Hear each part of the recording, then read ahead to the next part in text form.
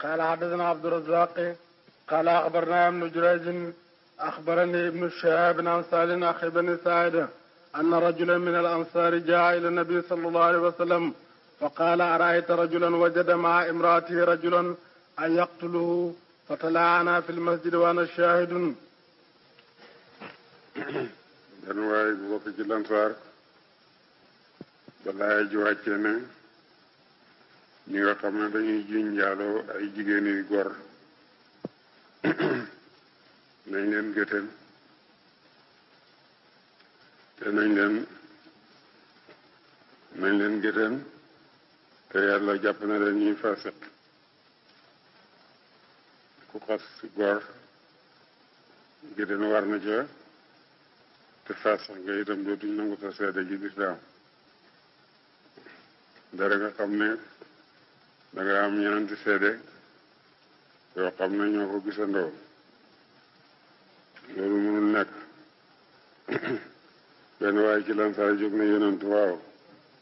ku fekk góor gi sa kaw jabar da ngay dem di wuti ñeenti seede balaa nga ko am bay dellu si fekk waaja faj na soxlaam ba dem yoonam te su fekkee noppi nga ko itam nga noppi rek xol bi xotteeku loolu ci mbir yonent ne ko ñeenti seede rek mu dem këram fekk waaye nga tëdd ci kaw jabaram mu daal di dellusi ne yonent li ma doon wax loolu ci mbir yonent ne ko ñeenti seede rek mu dem këram fekk waaye nga tëdd ci kaw jabaram mu daal di dellusi ne yonent li ma doon wax yàlla gaaw na ma ko na lool fekk naa jenn waaye ak sama jabar yonent xool ndaw sa miim na déedéet sama jëkkër dafa fiir rek te gisoon nañu toog ci jataay waajo ji nga fa waaji di ma xool bu baax loolu rek moo ko tax a ñaam jot waaye li mu wax dara amu ci laay ji daal di wàcc ne dañuy rëbboo nguur gi dafay taxaw géeñ ñenanti géeñ ne gis na ko muy njaaloo mottalee rëbbam yàlla dem li mu wax du dëgg ndaw si loolu lii tere ñu gëtin ko moom mu géeñ ñenanti géeñ ne jëkkat ji waxul dëgg mottalee juróomeel yàlla na ko yàlla buggal su fekkee jëkkat ji wax na dëgg yonent daal di leen xool taxawloo leen ne leen rëbboo leen góor gi daal di géeñ ñenanti géeñam mottalee am rëbb ndaw sa ñu woo ko bëgg a dellu gannaaw ay mbokkam ne ko bu ñu teg gàcce demal rek mu daal di ñëw moom itam géeñ ñenanti géeñ ne waa ji dafay fen juróom la noonu mu ñaan bëgg si mbugalam yàlla ci kawam ndem jëkkër ji wax na dëgg yonent ne leen yàlla xam na ne kenn ci yéen waxul dëgg wante ndaw si biit bi mu ëmb su fekkee ni juddu na te tànk yi riñ ko dëng ba di xar géej kon ñu xam ne kañ ko jiñ moom la su dikkee nag ci safaanam loolu jëkkëram xam ne dafa fen moom mu jur doom ñu rëbboo yonent teqale leen ne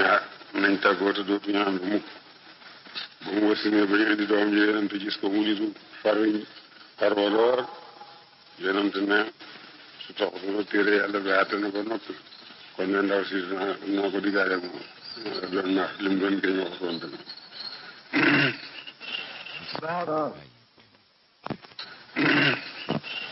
باب من حكم في المسجد حتى إذا عزى على حد أمر أن يخرج من المسجد فيقام وقال عمر أخرجاه من المسجد. ويذكر عن علي نحوه. قال حدثنا يحيى بن بكير قال حدثني ليس عن عقيل عن ابن شهاب عن أبي سلمة وسعيد بن المسيب عن أبي هريرة قال أتى رجل رسول الله صلى الله عليه وسلم وهو في المسجد فناداه فقال يا رسول الله إني زنيت فعارض عنه فلما شهد على نفسه 4 قال أبك جنون قال لا قال اذهبوا به فارجموه قال ابن شهاب فأخبرني من سمع جابر بن عبد الله قال كنت في من رجمه بالمصلى رواه يونس ومعمر وابن جريج عن الزهري عن أبي سلمة عن جابر عن النبي صلى الله عليه وسلم في الرجم. benn waay dafa ñëw ci yonent bi sallallahu alayhi wa sallam ne ko jaaroo naa atte ci man atte dëgg sariyaatu yonent bi mooy ko mu ñëw ca kanamam dellu ko wax yonent bi mooy ko mu demati ci kanamam wax ko bu mu ñeenti yoon bu mu waxalee boppam loolu ñeenti yoon nag yonent ne ko ndax jinne la jàpp mu ne déedéet mu ne ko defe naa da nga foon rek wala da nga bomboo rek wala da nga lamb rek mu ne ko déedéet mu ne ko njaaloo nga bés loolu de dem na ci loolu leem mu ne ko waaw yonent ne gaa ñu yóbbu leen ko ci bitti ngeen jam koy doj ba mu dee ñu yóbbu ko ci julekaay àll ba ñu jam koy doj ba mu dee